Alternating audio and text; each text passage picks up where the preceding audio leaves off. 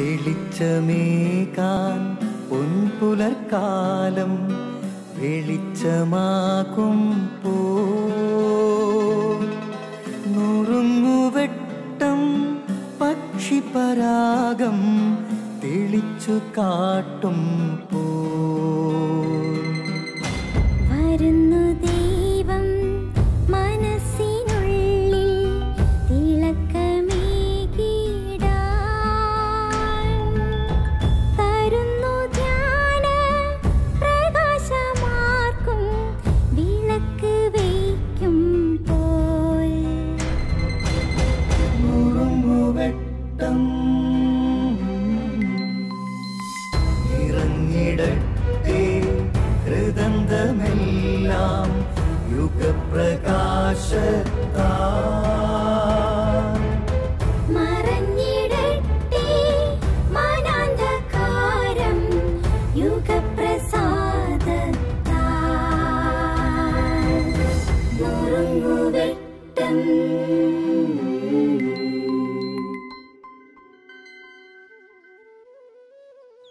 ദൈവം മോശയോട് കൂടെ നടന്നതുപോലെ തന്നെയാണ് ജോഷുവയുടെ കൂടെയും നടക്കുവാനായിട്ട് തയ്യാറായത്. ജോഷുവയോട് ദൈവം പറയുന്നുണ്ട്, ഞാൻ മോശയോട് കൂടെ ആയിരുന്നതുപോലെ തന്നെ നിന്നോട് കൂടെയും ഉണ്ടായിരിക്കും. ഇസ്രായേൽ ജനത്തെ നയിക്കുവാൻ ജോഷുവയ്ക്ക് കരുത്ത് പകർന്നത് ദൈവത്തിൻ്റെ ഈ വാഗ്ദാനമാണ്. ഡിസിഷൻ എന്ന പുസ്തകത്തിൽ പിയറി തോമസ് എന്ന കുറ്റവാളിയെക്കുറിച്ച് പറയുന്നുണ്ട്.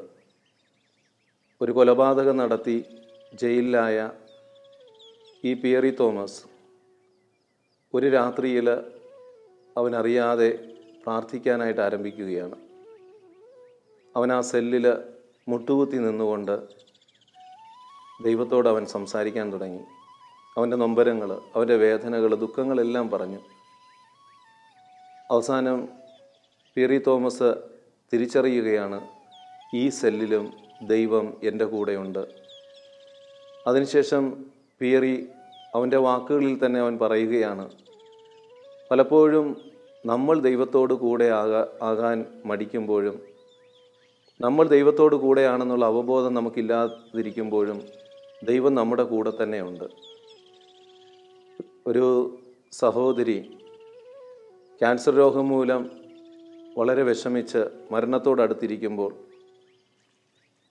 അവളുടെ അമ്മയുടെ കരങ്ങൾ കൊണ്ട് അവൾ സാന്ത്വനം അനുഭവിക്കുകയാണ്.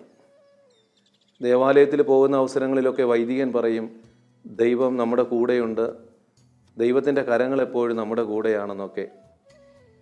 ഈ സ്ത്രീയെ കാണുവാൻ വന്ന വൈദികനോട് രോഗിയായി കിടക്കുന്ന ഈ പെൺകുട്ടി ചോദിക്കുകയാണ്, ഫാദർ, ദേവാലയത്തിൽ വെച്ച് അങ്ങ് എപ്പോഴും പറയാറില്ലേ ദൈവം എപ്പോഴും നമ്മുടെ കൂടെയുണ്ടെന്ന്, ദൈവത്തിൻ്റെ കരങ്ങൾ നമ്മെ താങ്ങുന്നുവെന്ന്, എൻ്റെ ഈ അവസ്ഥയിൽ എവിടെയാണ് ദൈവം? വൈദികൻ ആ പെൺകുട്ടിയുടെ മുഖത്ത് പുഞ്ചിരിച്ചിട്ട് പറഞ്ഞു, ദൈവത്തിൻ്റെ കരങ്ങളാണ് അമ്മയിലൂടെ നിന്നെ തഴുകിക്കൊണ്ടിരിക്കുന്നത്. പിന്നെ അവളുടെ ജീവിതത്തിൽ ചോദ്യങ്ങൾക്ക് പ്രസക്തി നഷ്ടപ്പെട്ടു. അവൾ അമ്മയുടെ തലോടലിൽ ദൈവത്തെ അനുഭവിച്ചു. പ്രിയമുള്ളവരെ, അനുദിന ജീവിതത്തിൽ ദൈവം എപ്പോഴും നമ്മുടെ കൂടെയുണ്ട്. നമ്മളത് തിരിച്ചറിയാനായിട്ട് കഴിയാതെ പോകുന്നത് കൊണ്ടാണ്. ജീവിതത്തിലെ ഓരോ നിമിഷങ്ങളിലും ദൈവത്തിൻ്റെ കരങ്ങളാണ് നമ്മളെ വഴി നടത്തുന്നത്. അത് മറ്റുള്ള വ്യക്തികളിലൂടെയാകാം, നമ്മളറിയാത്ത അനുഭവങ്ങളിലൂടെയൊക്കെ നമ്മൾ കടന്നു പോകുമ്പോൾ അവിടെയൊക്കെ അതിൻ്റെ പിന്നിൽ പ്രവർത്തിക്കുന്നത് ഈ ജീവിക്കുന്ന ദൈവം തന്നെയാണ്.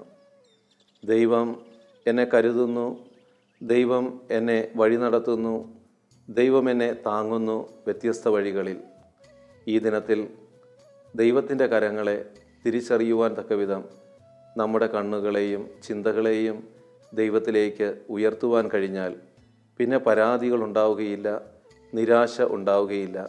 ദൈവം നമ്മെ അനുഗ്രഹിക്കട്ടെ.